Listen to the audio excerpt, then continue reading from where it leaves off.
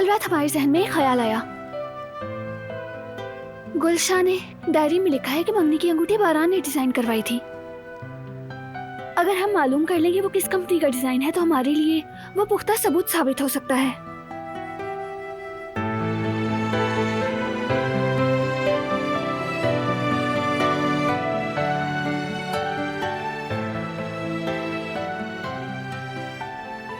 खबर है मुझे। वाकई? बारान ने रात को मुझे मैसेज किया था। सुबह होते ही मैंने तहकीक करना शुरू कर दी।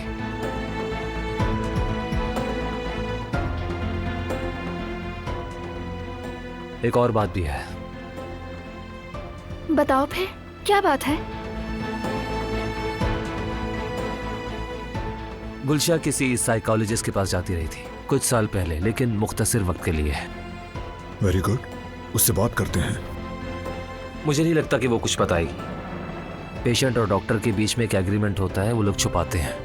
ठीक कहा, लेकिन फिर भी किस्मत आजमा लेते हैं। उसकी बातों से हमें कोई ना कोई क्लू तो मिल ही सकता है।